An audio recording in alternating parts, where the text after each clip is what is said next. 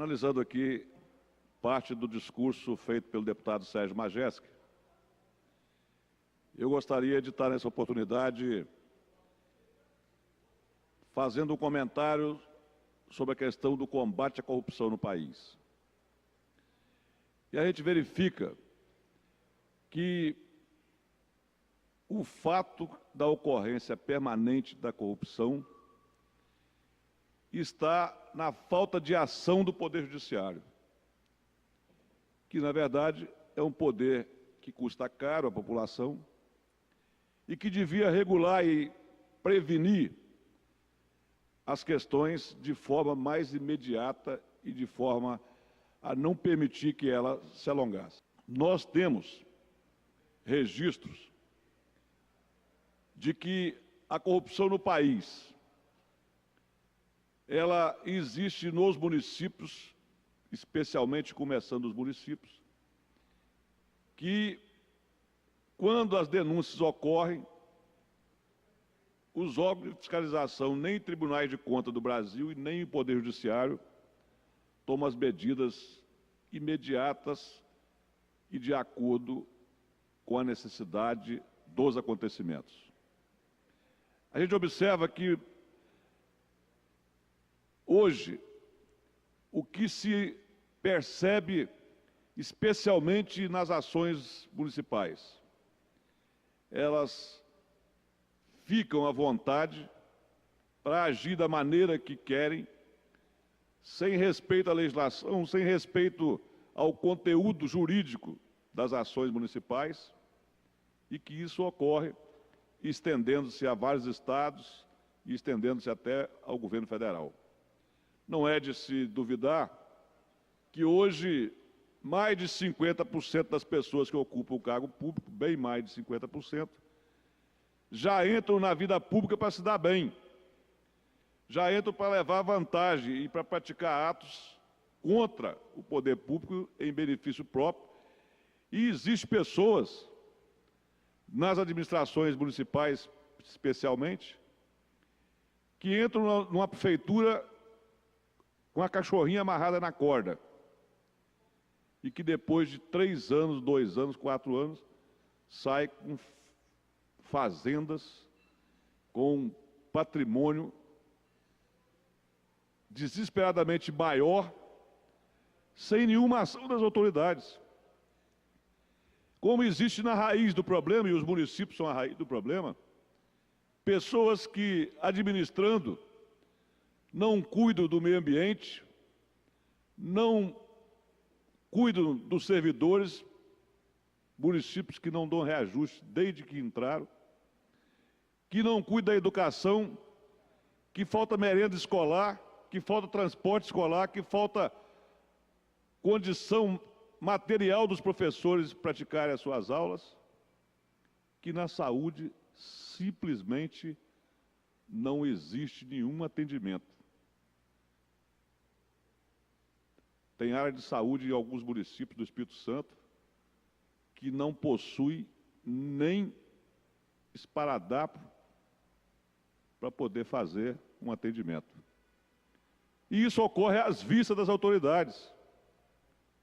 Isso ocorre às vistas das câmaras municipais, que o prefeito constrói a maioria e aí ganha a condição de fazer o que quer fazer e que as denúncias não são acolhidas pelo poder público. Tem juízes municipais e promotores nas comarcas que ainda fazem parte desse tipo de comportamento irregular, porque se omitem ao não denunciar, e tem juízes que, quando recebem a denúncia, são omissos em não afastar e não tomar providência.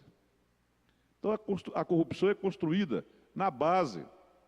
A corrupção é construída quando você vai no Detran, que é um dos órgãos mais corruptos em todos os estados do Brasil, um dos mais corruptos, e oferece dinheiro para poder furar a fila, para poder tirar um documento num tempo mais rápido.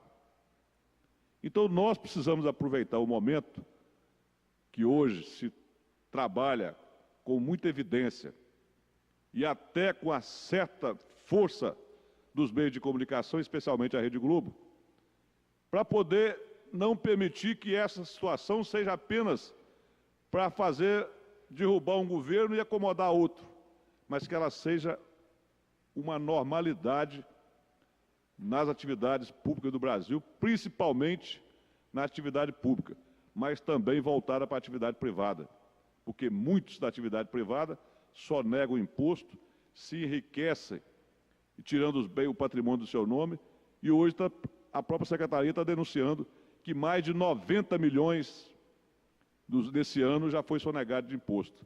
E o Estado do Espírito Santo possui 20 bilhões de reais de sonegação ajuizada e registrada pela Secretaria da Fazenda. Então nós temos que aproveitar esse momento. Nós, aproveitando agora a eleição municipal, temos que conscientizar a população, essa população que está indo para a rua, que está reivindicando, que está pedindo as coisas, que elas também ajam no município, combatendo a corrupção nos municípios. Porque tem município que elege prefeito, que a própria comunidade, o próprio comércio da comunidade não tem coragem de aceitar um cheque desse prefeito.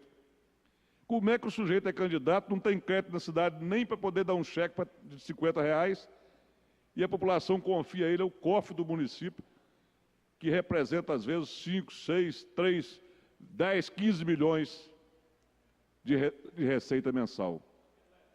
Então é preciso que a política volte a funcionar como antigamente, em que as comunidades escolhiam as pessoas de bem, escolhiam as pessoas que tinham ficha limpa e que tinham conceito na comunidade.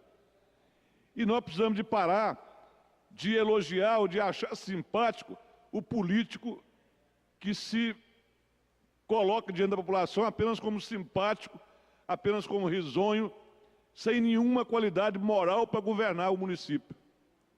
Nós temos que voltar ao tempo de que a população precisa escolher uma pessoa honesta, uma pessoa de bem, uma pessoa que tem exemplo na vida comum. Porque se o sujeito na vida comum ele não paga ninguém, ele não tem crédito na cidade, como que ele pode ser prefeito da cidade? Então nós precisamos evoluir para isso. Nós, população, estamos entregando o recurso público na mão de pessoas que não têm capacidade de governar o município e que, por exemplo, da própria vida particular, só vai entrar no poder para se enriquecer. Quem é que não conhece uma história dessa?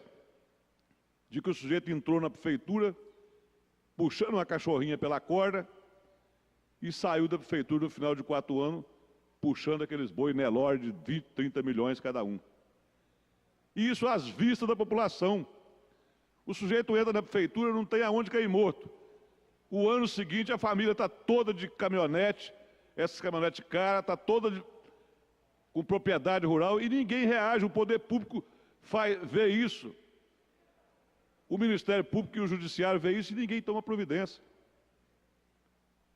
Então eu creio que nós estamos no momento de fazer uma reflexão profunda.